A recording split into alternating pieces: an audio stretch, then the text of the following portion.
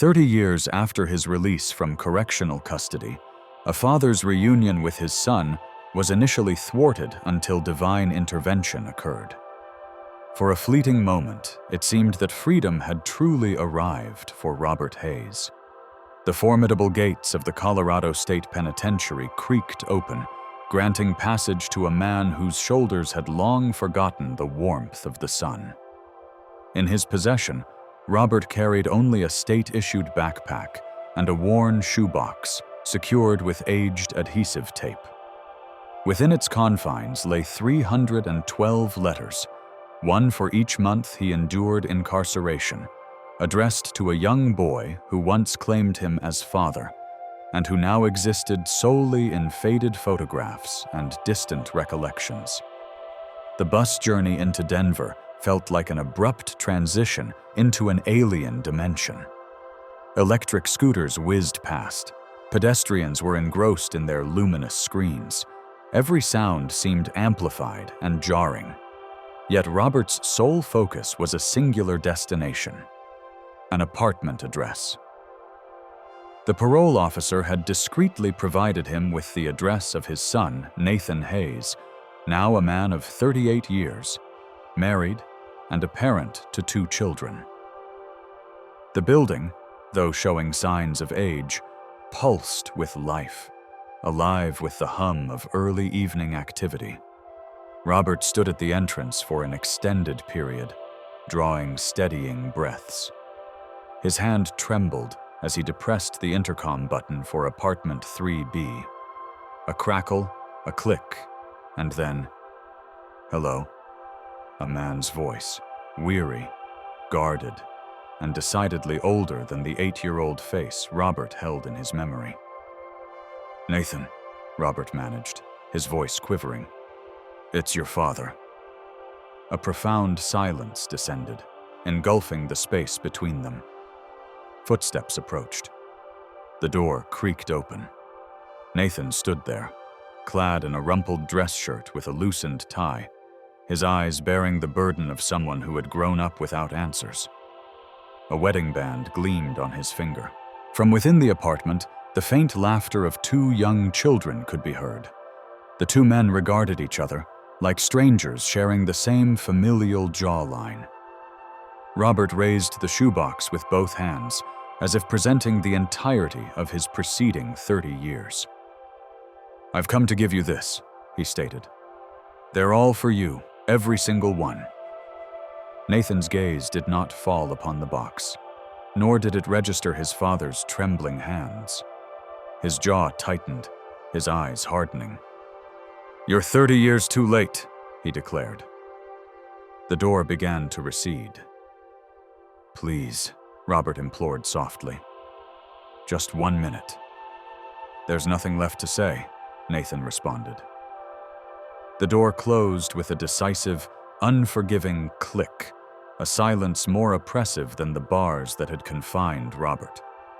He stood motionless in the dimly lit corridor, straining to hear the muffled sounds of his grandchildren behind the barrier. Children unaware of his existence. His knees buckled, his breath grew shallow, the shoebox nearly slipping from his grasp. Robert turned and descended the stairs, each step resonating like a final judgment. Outside, the evening breeze felt more chilling than any cell he had ever occupied. At the foot of the steps, leaning serenely against a brick wall, stood a man in a plain white shirt and well-worn sandals. His hair, long, brushed his shoulders. His eyes held a depth that was both gentle and ancient. "Words left unspoken at the opportune moment," the man murmured, "can carry more weight than lost years." Robert halted. His heart pounded. Who are you?" The man's soft smile conveyed an almost impossible sense of familiarity. "Someone who understands the burden of love and the pain of its rejection." He stepped forward. "Come, let us converse." The shoebox rested upon Robert Hayes' lap, akin to a fragile, beating heart. Its cardboard edges softened from years of being opened, perused, and perpetually undelivered. Within its confines lay 312 letters, each meticulously dated, folded, and sealed with the faltering resolve of a man striving to be a father from behind prison bars. They were penned on a cramped prison bunk, illuminated by the flickering glow of a failing fluorescent bulb in cell B17 at the Colorado State Penitentiary. However, these were more than mere correspondence. They represented the sole connection Robert possessed to a young boy whose voice still echoed in his dreams. In the initial years, the letters brimmed with optimism. Nathan, today marked the commencement of your 4th grade year. I am exceedingly proud of you, Nathan. I've heard the Broncos are performing admirably this season. I sincerely hope you are observing their games with your mother. He wrote of baseball games he could only envision, of birthday cakes he hoped someone remembered to purchase, and of the way he believed his son's laughter still resonated. He filled every page with the only currency he possessed: words. As time progressed, the tone of his correspondence evolved. The letters grew heavier, the ink etching deeper imprints onto the paper. I regret missing your inaugural high school dance. I am sorry I was not present during your graduation ceremony. I apologize for my inability to assist when your mother fell ill. He learned of his wife's cardiac incident through a clinical letter stamped by a courthouse clerk. It arrived years too late and concluded with a sentence as stark and unyielding as the concrete walls surrounding him. Permission to attend the funeral is regrettably denied. That night, the correctional officer discovered Robert seated on the floor, letters scattered around him like fallen foliage. He did not weep. Long-term inmates often forgot how. Yet his hands trembled as he gathered them one by one, carefully placing them back into the shoebox, sealing away his sorrow as tightly as the facility contained his existence. During the intervening years, Robert attempted to communicate with Nathan through official channels. However, every letter was returned unopened or simply vanished into the bureaucratic labyrinth. Telephone calls went unanswered. No visitation requests were ever approved. The silence stretched across decades, solidifying into a formidable barrier far exceeding any guard tower. Nevertheless, he persisted in writing. Throughout the final decade of his incarceration, the letters underwent another transformation. Not for Nathan's benefit, but for the father Robert wished he had been.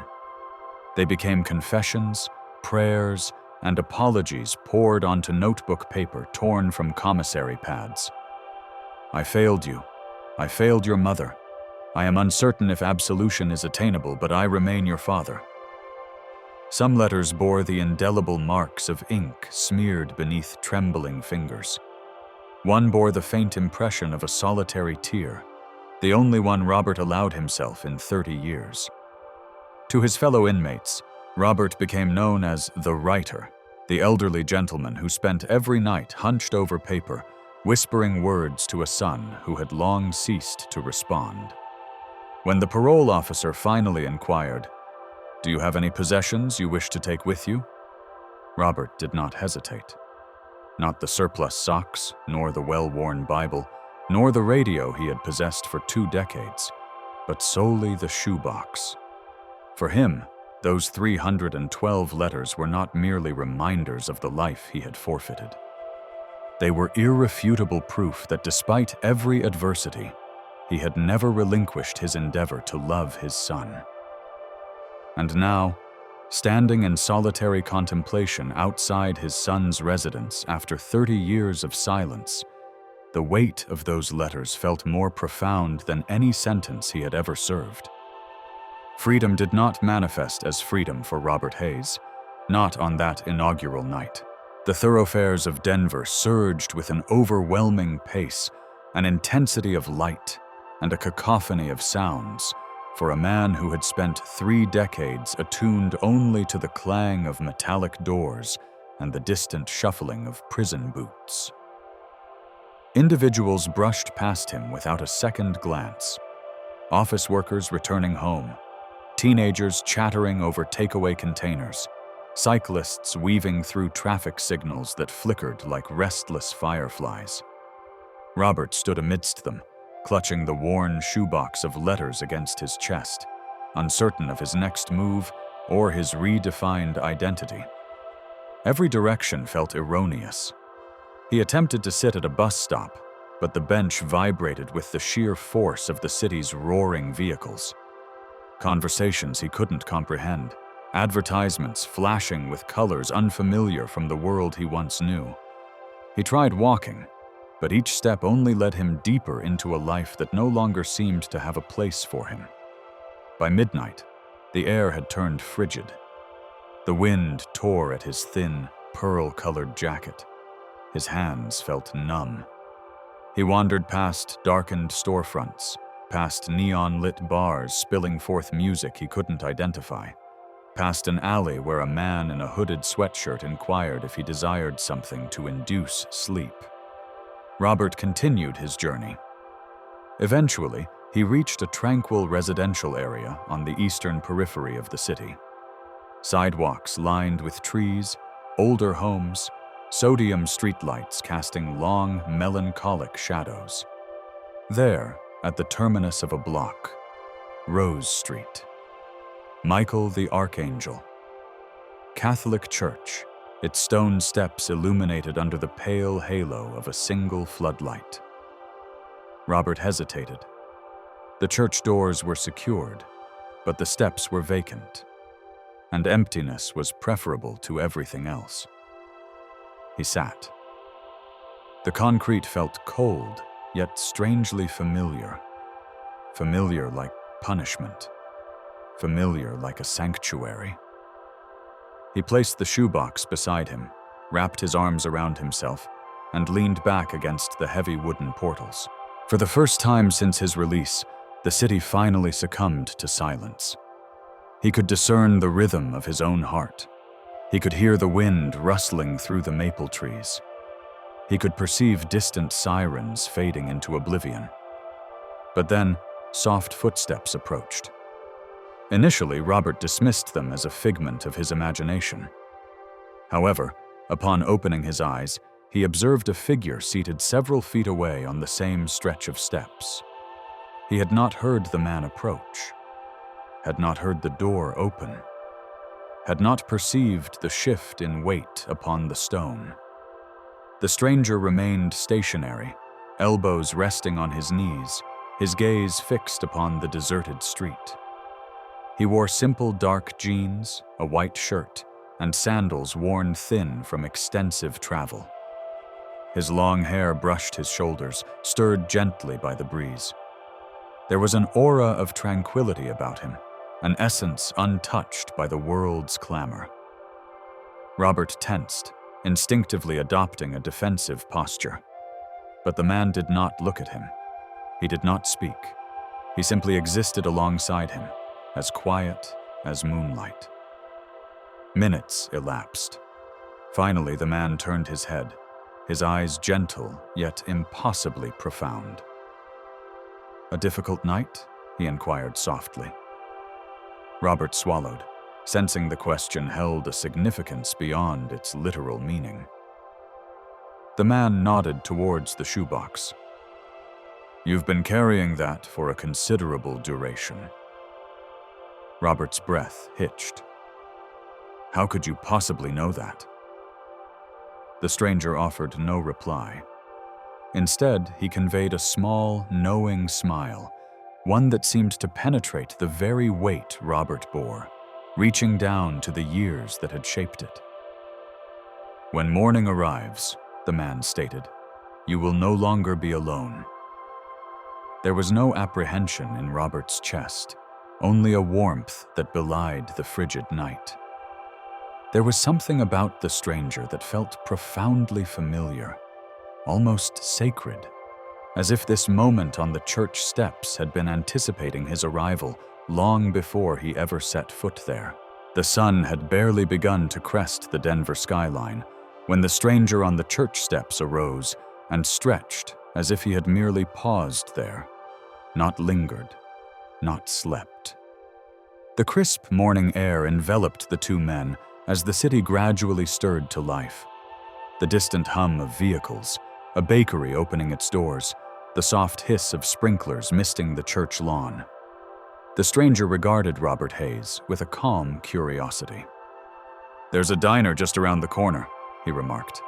"They serve excellent coffee. You appear to be in need of some." Robert hesitated. He hadn't shared a meal with anyone in 3 decades. The last time he sat at a proper table, his wife was still alive, and his son was still a boy. Yet, there was something about the man, something stable, disarming, almost familiar, that compelled him forward. They proceeded in comfortable silence to Grace and Grit Cafe, an old-fashioned diner with flickering neon lights in its window. The bell above the entrance chimed as they entered, filling the space with the comforting aroma of pancakes, butter, and roasted coffee beans. A waitress named Arlene turned, her expression softening into a welcoming smile as she recognized the stranger. "Well, look who it is. Jesus, haven't seen you this early in ages." Robert blinked. Jesus. The name hung in the air, imbued with a sacred quality disguised as the ordinary. "Good morning, Arlene," Jesus replied, gently. "Might we have 2 coffees and perhaps some pancakes for my companion?" Arlene nodded and disappeared into the kitchen. Robert settled into the booth, his hands trembling slightly. "Jesus, is that your actual name?" he inquired. The man chuckled softly. "I'm not mocking you. I'm merely amused." "It is the appellation by which I am known," he responded. When Arlene returned, the steam rising from the coffee curled upwards like a benediction. Robert cupped his hands around the mug, allowing the warmth to permeate his fingers, stiffened by years of cold steel and solitude. Jesus observed him with an expression that felt less like observation and more like profound understanding. "How long were you out there last night?" Jesus inquired. "Long enough," Robert muttered. "I have nowhere else to go." "That's not entirely true," Jesus replied gently. "You went precisely where you needed to be." Robert stiffened. The shoebox rested at his feet beneath the table, its tape worn and frayed. Its presence felt more substantial than ever. Jesus gestured subtly towards it. "You've been carrying that for a considerable duration." Robert's eyes narrowed. "How do you know about the letters?" Jesus reached for a pancake, gently tearing a piece as if granting Robert space to process. "Because hearts communicate more eloquently than people often realize," he stated. "Especially those that have been quietly breaking for 30 years. Robert's throat constricted. No one, not the parole officer, not the guards, not his fellow inmates, had ever addressed him in such a manner, as if they intimately understood the weight he carried, as if they comprehended its depth. Jesus lifted one of the letters that Robert had inadvertently left partially exposed from the box. "May I?" Robert hesitated, but for a moment before nodding. Jesus unfolded the paper with deliberate care, almost reverence, and began to read. There was no judgment in his eyes, no pity, only an understanding so profound it seemed boundless. Upon concluding, he refolded the letter with the same meticulous attention and returned it to its place within the box. "You write with your heart," Jesus remarked. "Most individuals compose what they believe they ought to say. You, however, have expressed what you truly feel." Robert swallowed hard. "It makes no difference." None of it reached him. Jesus leaned back, his gaze warm and steady. "Forgiveness does not commence with another reading your words," he stated. It begins with your own conviction that you still merit love. Robert froze. Merit love? A man who had spent 30 years incarcerated, who had lost his wife, who had failed his son. Jesus' voice softened, yet remained unshakably firm. You have been subjecting yourself to penance for far longer than the system ever did. Robert gazed down at his hands, calloused, scarred, and trembling. Jesus was not merely reading a letter. He was reading a soul.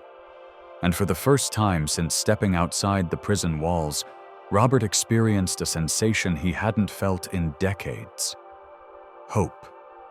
Thin, fragile, trembling, but undeniably alive. Following their breakfast, the stranger, Jesus, accompanied Robert Hayes through a neighborhood characterized by aging brick apartments and narrow alleys softened by the gentle morning light. The world around them bustled with activity. Delivery trucks revving their engines, a man walking his golden retriever, children tugging at their backpacks on their way to school. Yet somehow, beside Jesus, the cacophony seemed muted, distant, as if the two men existed slightly apart from the city's vibrant rhythm. They ascended a stairwell in an older building, its banister polished smooth by decades of hands. At the summit, Jesus said, unlocking the door to a small rooftop room. It's not much, but it's safe.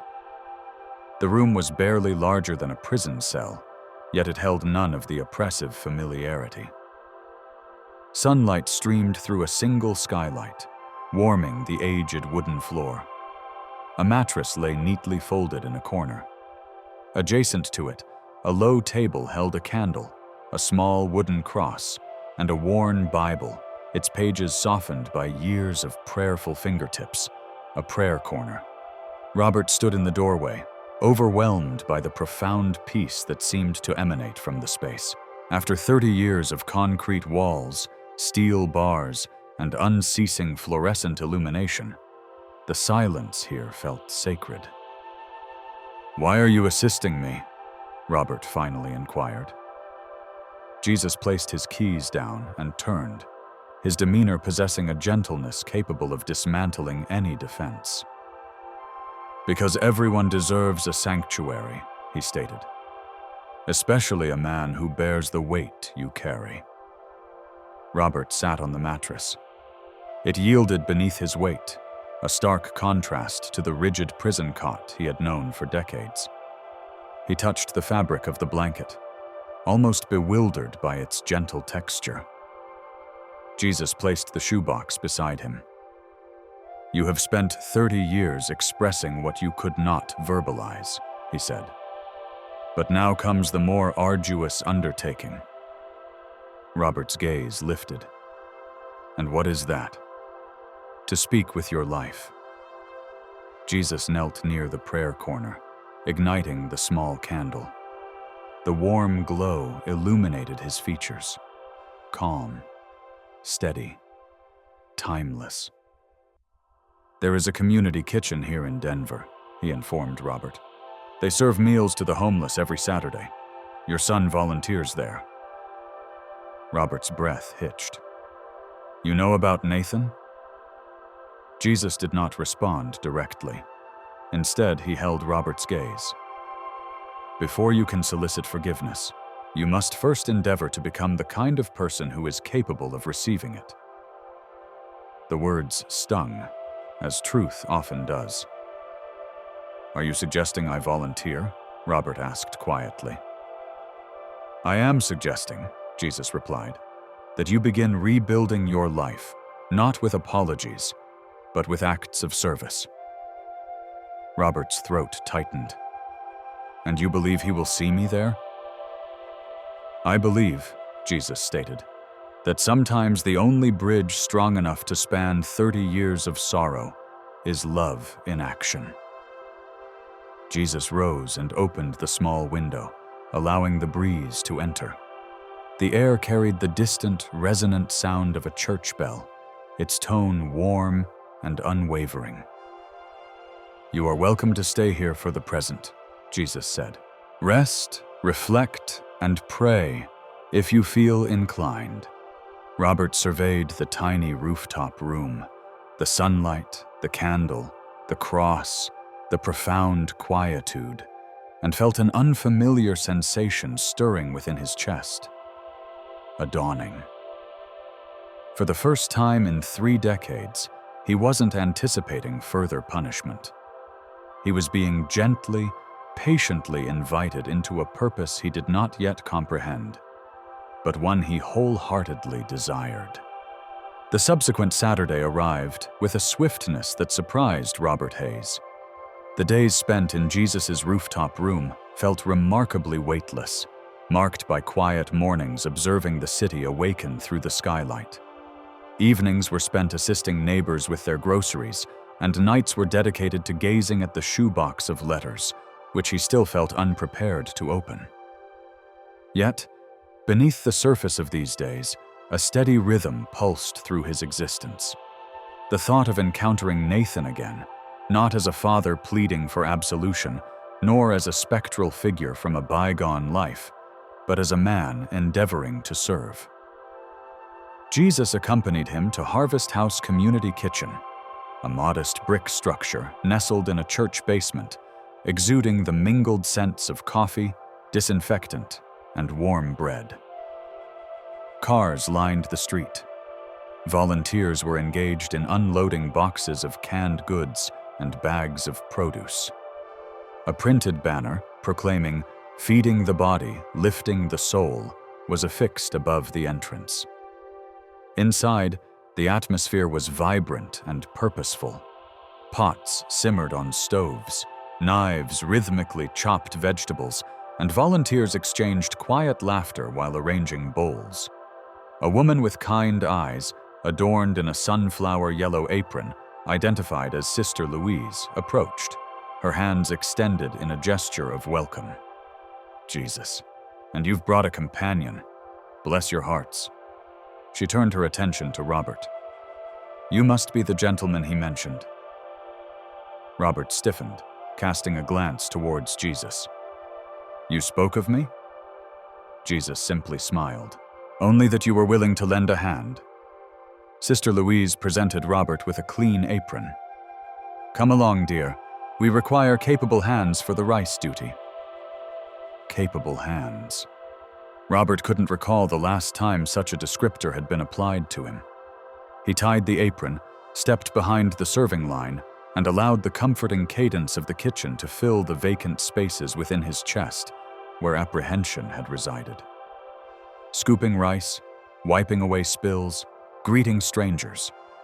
Ample tasks, yet each one felt like a deliberate act of mending a fractured piece of himself. And then, the door swung open. Late morning sunlight streamed into the room, and Nathan Hayes entered, carrying a tray laden with tortillas.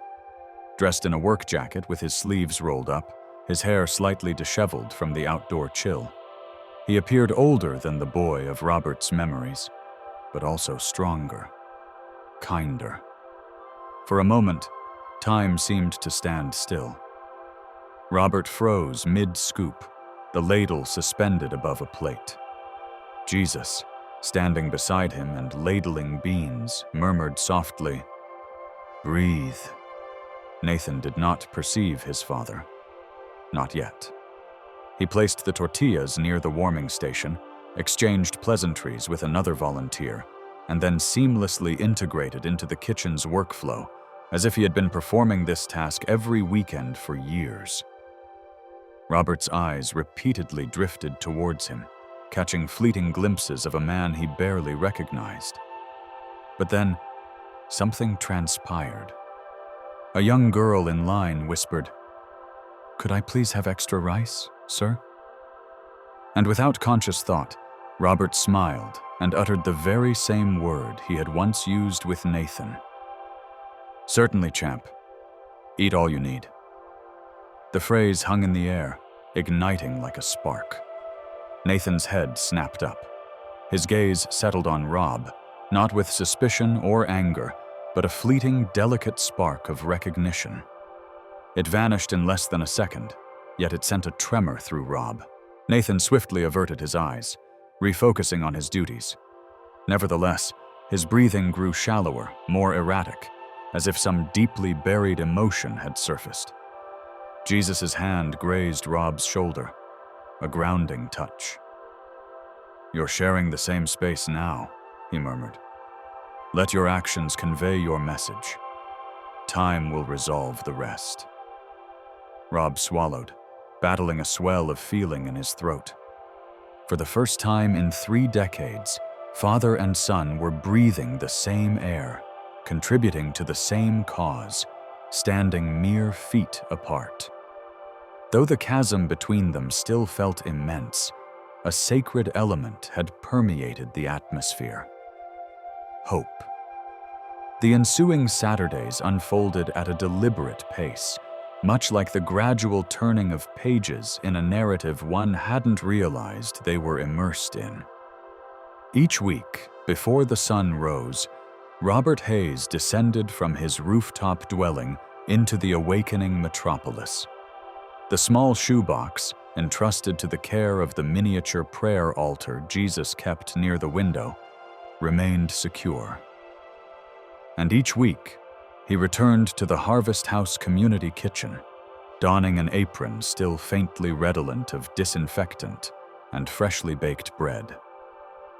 He arrived early enough to assist Sister Louise with sorting incoming provisions, cleansing containers, and tending to vast cauldrons of simmering soup. His movements were quiet yet purposeful, each task anchoring him in a reality he was painstakingly rediscovering. And without fail, every Saturday, precisely at 9:45 a.m., Nathan would appear, the chill of Denver still clinging to his coat as he brought in boxes of tortillas or stacks of serving platters. Initially, Nathan maintained a deliberate distance, always courteous, always reserved, but devoid of warmth. A nod, a brief salutation, nothing more. Yet Rob perceived the subtle alterations, the minor shifts that might escape an inattentive observer. On the inaugural Saturday, following their unexpected moment of connection, Nathan observed Rob from across the room, a look of quiet bewilderment on his face. The second Saturday, when the kitchen became warm and crowded, Nathan offered Rob a bottle of water. By the third Saturday, he no longer avoided standing alongside Rob at the serving counter. The fourth Saturday, Nathan initiated the conversation. It happened as Rob was vigorously scrubbing a large metal pot at the sink. Nathan stood beside him to rinse some ladles and quietly inquired, "Why do you come here? You aren't obligated to do this for anyone." Rob felt his pulse thrumming in his throat. "Because it helps," he replied simply. "Because after spending 30 years unable to do anything worthwhile, you want to begin somewhere." Nathan offered no response, but he did not depart either. He slowly rinsed the ladles, lost in contemplation. As the weeks progressed, fissures began to appear in the defenses Nathan had erected around himself. One afternoon, while they were packing surplus meals for families in need, Nathan paused, his gaze softening with a trace of vulnerability as he looked at Rob. "You remind me of someone," he murmured. Rob swallowed hard. "Who?" Nathan shook his head. "Someone I don't speak about." He didn't utter the word father, but it hung palpably in the silence between them. There were other instances, 2 brief, quiet moments when a heart long hardened began to soften. When Rob gently assisted an elderly homeless veteran into a seat, Nathan's gaze softened perceptibly. When Rob diffused a brewing dispute between 2 young men, calmly guiding them back into the meal line with quiet authority, Nathan watched him with a semblance of admiration. When Rob lifted a tearful toddler so she could reach a juice box on the serving counter, Nathan offered a smile, a small, tentative expression, but the first genuine one in years. On the sixth Saturday, the kitchen descended into a state of disarray. A volunteer's absence meant Rob and Nathan found themselves working side by side at the serving station. They operated in near silence, passing plates and portions with seamless efficiency. Then, a small boy tugged at Rob's apron and asked, "Are you a grandpa?" Rob knelt and chuckled softly. "I would like to be someday." Nathan froze. A flicker of surprise, grief, and longing crossed his features before he quickly turned away. Jesus, diligently sweeping the floors in a far corner, observed with a knowing expression, neither interfering nor imposing, allowing hearts to shift at their own intrinsic rhythm. 3 decades of accumulated pain did not evaporate instantaneously. However, gradually, Saturday by Saturday, Nathan's heart began to yield. Not enough to grasp the truth just yet, nor to offer forgiveness, but enough to initiate contemplation. Enough to sense the faint echo of something returning from a distant past. A son's heart, slowly and painfully, beginning to soften. It happened on a Saturday that commenced like all the others, serene, frigid, and imbued with the gentle hum of volunteers preparing midday sustenance. Yet a distinct tension permeated the air, a palpable heaviness that neither Robert Hayes nor his son Nathan could fully articulate. Something had been accumulating for weeks. Exchanged glances, hesitant inquiries, the persistent ache of memories attempting to surface. By midday, the Harvest House community kitchen bustled with its customary activity. Families navigated the serving line, volunteers moved with practiced coordination, and the aroma of chili wafted through the space. Rob was arranging plates near the sink when Nathan approached, drying his hands on a towel.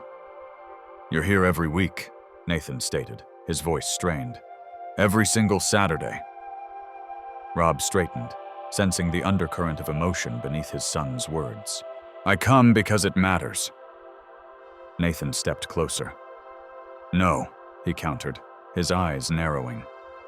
"That's not it. There's something else."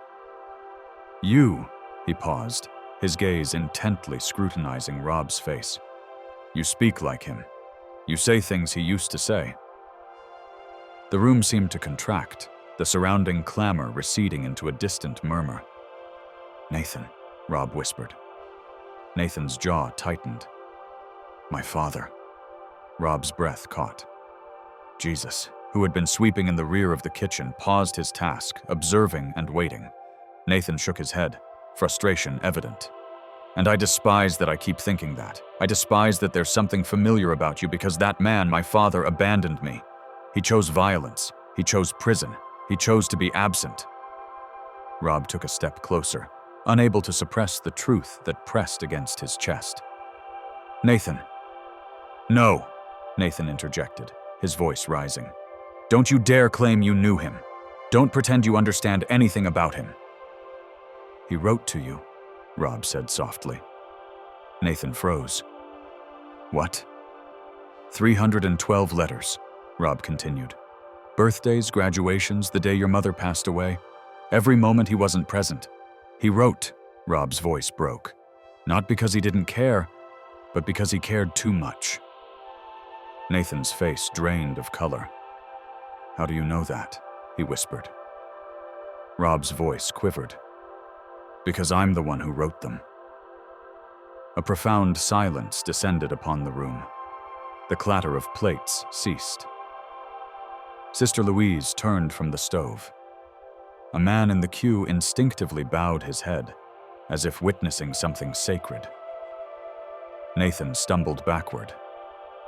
"No," he breathed. "No, no." Rob extended his hand, his fingertips trembling. "Son, don't." Nathan's voice cracked like brittle glass. "You can't just appear and act as if 30 years didn't happen. You can't just volunteer for a few Saturdays and erase everything."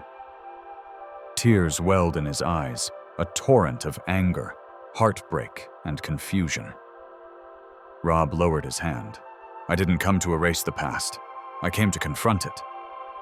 Nathan shook his head, his chest heaving. "Why didn't you tell me sooner?" Rob glanced toward the back corner, toward Jesus. "He told me to wait," Rob said. "He said you needed to see who I am now, not who I used to be." Nathan whirled around to face Jesus, pointing with trembling fingers. You told him to wait? Who do you think you are?" Jesus stepped forward slowly, gently. His presence filled the space, not with overt power, but with an undeniable strength. The kitchen lights flickered softly. A subtle breeze stirred through the closed windows, and the very air seemed to settle with reverence. "I am the one," Jesus said quietly, "who never left either of you." Nathan's breath hitched. The world around him seemed to recede, the sounds of the kitchen, the volunteers, the hunger, the anger, all dissolving into a singular, overwhelming truth. Jesus' eyes, ancient and filled with boundless compassion, met his. "I witnessed your father writing every letter," he said. "I saw your heartbreak when none arrived. I observed both of you living under the shadow of a wound you neither deserved." Nathan dropped the towel, his knees nearly buckling. Rob whispered, his voice trembling, "Nathan, look at him." Nathan did. And in that instant, within that kitchen filled with the poor, the weary, and the hungry, the son saw what the father had seen on a cold church step. Jesus Christ, standing amongst them. Not a stranger, not a volunteer, but the very architect of every event that had brought father and son back into the same room. Nathan covered his face, sobs racking his body. "Why? Why now?" Jesus touched his shoulder as gently as a breath. "Because now," he said, "your hearts are finally ready." The kitchen gradually emptied after the intense exchange. Volunteers packed leftovers, families departed with warm containers, chairs scraped across the floor. But Robert Hayes and his son Nathan remained frozen, as if time itself had paused to allow them a shared breath. Jesus quietly withdrew, granting father and son space, his presence lingering like a soft luminescence in the room. Nathan roughly wiped his face, feeling a blush of shame for his tears, yet unable to halt their flow. "So all those letters," he whispered, "they're real. All of them?" Rob nodded. "Every single one." Nathan's voice cracked. "Why didn't I get them?"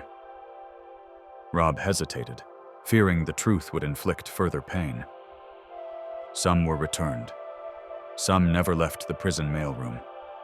And some," he swallowed, "I kept. I never sent them because I was afraid. Afraid you'd hate me more. Afraid you'd tear them up. Afraid that silence would be more painful than rejection." Nathan squeezed his eyes shut, his fists clenched at his sides.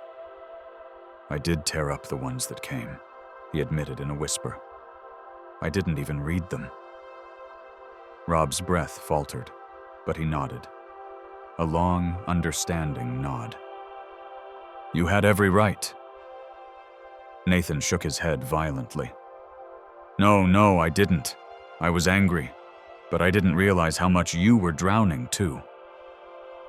The shoebox rested between them on one of the serving tables. It appeared small, fragile, far too insignificant to contain 3 decades of yearning, regret, and hope. Jesus gestured subtly with his hand. "Open it." Nathan hesitated, then slowly drew the box towards him. The adhesive tape was worn, peeling away with ease. As he lifted the lid, the letters within resembled wilted blossoms pressed onto paper. Their ink faded. creased edges, dates spanning 30 years. His breath hitched.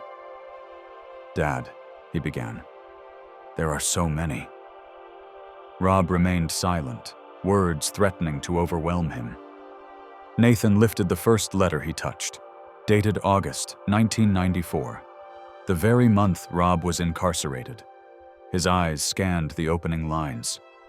"Son, today was the most difficult day of my life. I don't know when I will see you again, but I want you to know that none of this was your fault. You are my greatest joy." Nathan pressed a hand to his chest, as if trying to steady the ache surging within him. Then came another letter, and another, and yet another.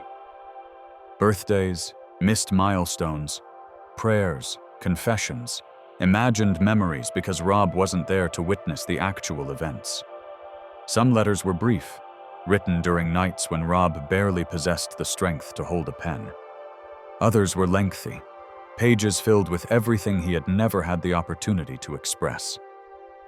Nathan's tears fell onto the paper, blurring ink that had already been smudged by Rob's trembling hands decades prior. Jesus stepped forward, not to offer solace, nor to interrupt, but simply to anchor the moment. "Forgiveness," he said softly, "begins with truth, even when that truth causes pain." Nathan looked up at him, his eyes red, his voice raw. "I don't know how to forgive 30 years. "You don't forgive 30 years, Jesus replied. "You forgive one wound at a time, one memory at a time, one step at a time." Nathan stared at the letters once more, his breath shaking. "I want to try," he whispered. "I just don't know if I can." Rob finally spoke, his voice low and trembling. "You don't owe me forgiveness. I only hoped you would see that I never stopped loving you." Nathan shook his head. "You don't understand. I'm not doing this for you. I'm doing it because the anger is destroying me." He placed the lid back on the shoebox, not to seal it away, but to hold it gently. "It hurts," he admitted. "But maybe that means it matters." Jesus nodded. "The first step always hurts, but it is also the most sacred." Father and son stood in the quiet of the kitchen. The weight between them, finally acknowledged, finally shared. The forgiveness was not yet complete, not easy nor swift, but for the first time in 30 years, they were moving towards it. The evening following their confrontation felt surreal, almost fragile, as if a single misspoken word could shatter the nascent healing. Nathan drove home in silence, the shoebox of letters resting on the passenger seat like a quiet, pulsing heartbeat. He had invited Robert Hayes, his father, to dinner, not out of obligation, nor guilt, but because an inner voice urged him that this was the necessary next step, regardless of how daunting it felt. At the modest two-story house in Aurora, the porch light casting a gentle glow against the twilight, Nathan paused before unlocking the door. "Dad," he said softly. The word felt foreign, uncertain, but he did not retract it. Inside, warm lights flickered from the dining room. The aroma of roasted chicken and herbs filled the air. Emma, Nathan's wife, had prepared more food than seemed necessary, her way of smoothing over rough edges she didn't yet know how to explain to the children. "Robert," she greeted gently at the door. "Please, come in." Rob stepped inside as if entering a hallowed space. His shoes remained at the threshold until Nathan nudged them in. The house was unassuming but teeming with life. Laundry baskets with half-folded clothes, crayon drawings taped to the refrigerator, children's toys scattered like confetti in the hallway. Two small faces peeked from behind the sofa. Liam, 7, bold and inquisitive. Maddie, 5, shy, but with bright, observant eyes. Nathan crouched down. "Kids, this is Grandpa." Grandpa. The word resonated with Rob more profoundly than any prison sentence ever had. Liam approached first. "Do you play board games?" Rob blinked. I can learn." "Good," Liam declared with satisfaction. "I'll teach you." Maddie slipped her tiny hand into Rob's without a word. He felt the softness of her touch, her absolute innocence, and something within him shifted, not from pain, but from a warmth he hadn't experienced in decades. Dinner was simple: potatoes, cornbread, yet it felt like a celebratory feast. Conversation was hesitant initially, drifting between safe topics: school anecdotes, work routines, Emma asking gentle questions to bridge the silences Nathan struggled to fill. Rob ate sparingly, spending most of the meal observing Nathan, the way he cut food for the children, his nervous laughter, the glances he cast towards the shoebox on the side table, as if it were both a burden and a lifeline. After dessert, Emma took the children upstairs for their bedtime routine. Their footsteps faded down the hall, leaving father and son alone in the gentle hum of the dining room. Nathan finally exhaled. "I don't know what this is supposed to look like," he admitted. "I don't know the rules." Rob shook his head. "There are no rules, just moments. Good ones, difficult ones. We begin with those." Nathan looked down at his hands that bore a striking resemblance to Rob's, more than he had ever realized. "For years," he said softly, "I imagined what I would say if I ever saw you again. Most of it wasn't kind. You had every right. But now," Nathan continued, his voice trembling, "all I keep thinking is, I grew up believing you didn't want me, and now I know the truth. You wanted me so much you wrote me every month for 30 years. Rob's vision blurred. Nathan. For a long moment, neither of them moved. Then, slowly, cautiously, Nathan stood, walked around the table, and stopped beside his father. His breath hitched, his jaw tightened, and he whispered, "I don't know if I've forgiven everything, but I know I don't want to lose you again." Rob didn't speak. He couldn't. His chest shook with sobs that had awaited half a lifetime for release. Nathan reached out, and Rob stepped into the embrace as if stepping into sunlight after decades of darkness.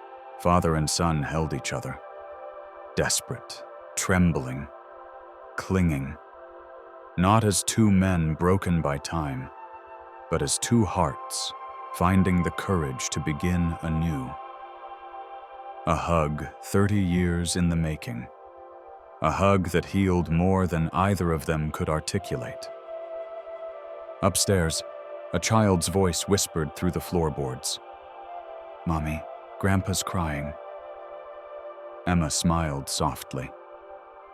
"No, sweetheart," she murmured. "That's what healing sounds like." The weeks that followed their first dinner felt like a period of slow, miraculous restoration.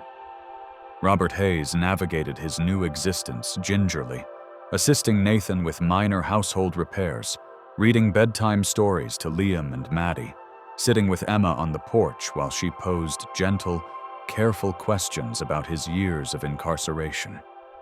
No one hurried the process. No one pretended that 30 years hadn't occurred, but each day held the quiet radiance of a second chance. And soon, these second chances began to extend far beyond their immediate household.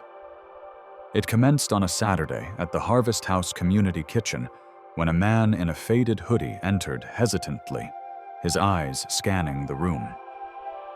Rob instantly recognized the posture, the tense shoulders, the clenched jaw, the gaze constantly seeking an exit. He had observed that look countless times within prison walls. Sister Louise greeted him warmly. "Welcome. Hungry?" The man nodded, but he did not sit. He continued to stare at Rob. "Do I know you?"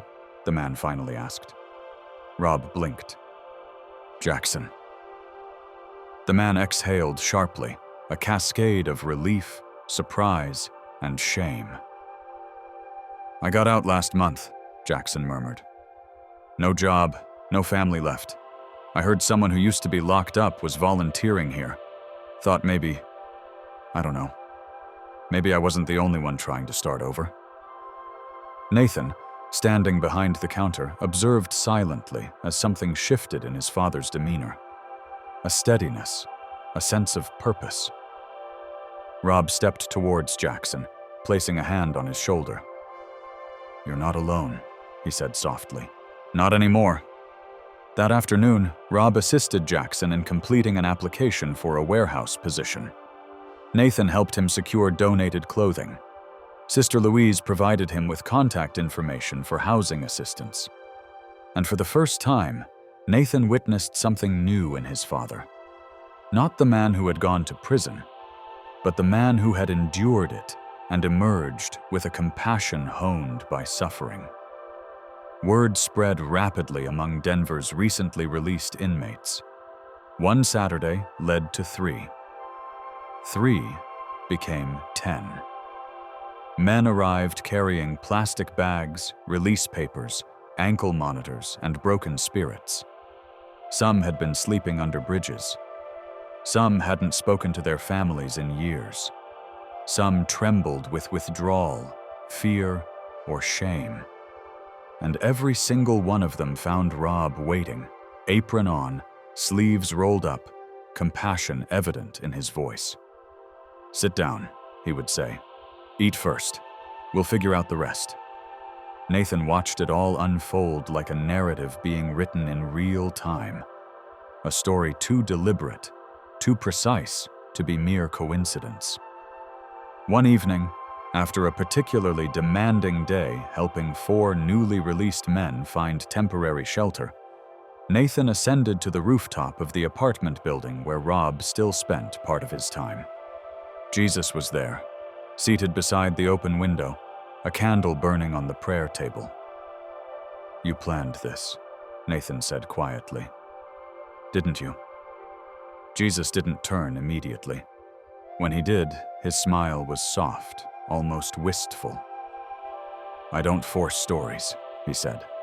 "I guide hearts that are willing to walk." Nathan stepped closer, swallowing hard. "Why my dad? Why now?" Jesus folded his hands. "Because a man who has been deeply forgiven loves deeply, and your father knows the darkness too well to not reach back for others still trapped within it." Nathan sat on the edge of the windowsill, overwhelmed by the magnitude of it all. "I'm still learning to forgive him," he admitted. "I know," Jesus said. "Forgiveness is not a switch. It's a journey, and you are already walking it." From the kitchen below, peals of laughter cascaded. Jackson, alongside 2 other individuals, were diligently tackling the dishes, their banter punctuated by jokes about scorched rice and comically oversized ladles. Amidst their merriment, Rob's voice, a comforting and steady presence, rose. Nathan felt a profound sense of release, a burden that had weighed on him since he was 8 years old, begin to dissipate. Jesus watched him with a gentle gaze. "He's becoming the man I always envisioned for him. And you're evolving into the son your heart has yearned for." Tears welled in Nathan's eyes. Downstairs, the lights of Harvest House blazed, a beacon of warmth, welcome, and vitality. What had commenced as a fractured reconciliation had blossomed into something none of them could have foreseen. A sanctuary for men, overlooked by the world, a refuge constructed from regret and fortified by grace. And permeating every moment, subtly, invisibly, yet undeniably, was the benevolent influence of Jesus Christ, guiding spirits, healing wounds, scripting a narrative of redemption that transcended individual effort. As spring unfurled across Denver, its gentle sunlight warming the pavements and delicate blossoms adorning the church grounds like a confetti of pink, the Hayes family discovered themselves immersed in a reality none could have predicted a year prior. Not Nathan, not Emma, not the grandchildren, and certainly not Robert Hayes, who had once resigned himself to a life behind prison bars, consumed by remorse and a shoebox filled with unrealized aspirations. However, the true miracle had commenced long before it became apparent to the outside world. It began the day Nathan placed the shoebox, containing 312 letters, upon his kitchen table and declared, "Dad, let's embark on reading these together." Not impulsively, not in haste, but rather one letter each evening after supper, while the children occupied themselves with coloring at the table, or Emma helped with the dishes, her attention subtly drawn to their shared experience. Each letter was a voyage. Some elicited mirth, recounting anecdotes. Rob fondly recalled Nathan's triumphs on the school baseball team, or a whimsical doodle that playfully imagined his son's future first car. Others stirred profound sadness, especially those penned in the year Rob's wife, Nathan's mother, had passed away. And some evoked a contemplative silence, a reverence too sacred to disturb. Yet, as they progressed through the collection, page by page, year by year, a profound realization emerged. The letters were not mere recollections of their losses. They were undeniable evidence that love had steadfastly refused to relinquish its hold. One evening, after deciphering letter number 277, Nathan leaned back, his voice thick with emotion. "I grew up believing you had forgotten me. These letters, Dad, they are the sole testament I possess that you never did." Rob gently placed his hand on his son's. A simple gesture, imbued with 30 years of unspoken yearning. "I wrote those letters to keep you alive within my heart," he murmured. Nathan replied, "And reading them now, you are returning to mine." The process of healing did not erase the past. It did not magically bridge the chasm created by their past mistakes, but it forged something novel, something more resilient than either of them had anticipated, and its impact extended further. The Second Chances Ministry, conceived within the confines of the Harvest House Community Kitchen, experienced rapid growth. Men who had once been marginalized, men with criminal histories, struggles with addiction, and tattoos from affiliations they had long since abandoned, found not only sustenance, but also dignity, employment, mentorship, and a place at a familial table they believed they didn't merit. On certain Saturdays, the gathering swelled to such an extent that meals had to be served outdoors beneath the church awning. Children distributed water bottles. Emma coordinated clothing donations. Even young Maddie began referring to the volunteers as Grandpa's friends. One of the men, an elder named Booker, who had previously been incarcerated, articulated a sentiment that resonated deeply with everyone present. "You're not just feeding our stomachs," he informed Rob. "You're nourishing the part of us that the world has starved." Nathan overheard this declaration and felt a lump form in his throat, for he finally grasped that his father's restoration was not solely for his own benefit. It was for a greater purpose. Months later, on the occasion of Rob's 69th birthday, Nathan presented him with a surprise. It was wrapped with understated simplicity, brown paper, twine, and a child's star sticker adorning a corner. Rob unwrapped it with care. Inside lay a beautifully bound volume. The title, embossed in gold, read 312 letters. The narrative of a father's enduring love. Each letter had been meticulously retyped, preserved, and arranged in chronological order. The inaugural page featured a family photograph taken the preceding week. Rob, Nathan, Emma, Liam, and Maddie, their arms entwined, their eyes alight with an undeniable spark, a glimpse of the future. Beneath the photograph, a solitary line was inscribed, "Forgiveness does not rewrite the past. It resurrects the future." Rob closed the book, his eyes shimmering. "Thank you," he whispered, "for granting me a life I never imagined possible."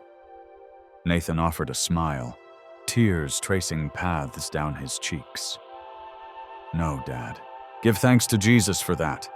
We are merely living the miracle he initiated." As dusk settled and laughter filled their modest backyard during the birthday celebration, a gentle breeze rustled the leaves of the maple tree overhead. Rob perceived it as a soft whisper, a familiar presence. "I was with you in every letter." He did not voice these words aloud, but simply smiled, allowing a wave of gratitude to wash over him. 30 years of silence had given birth to a new family saga, one not defined by shame, but by grace, not shaped by loss, but redeemed by love. And tonight, gathered around a simple table beneath a humble tree, that story continued to unfold, one miracle at a time. If this narrative has touched your heart, please consider liking the video and subscribing to Miracle of Prayer. May His light continue to illuminate your path.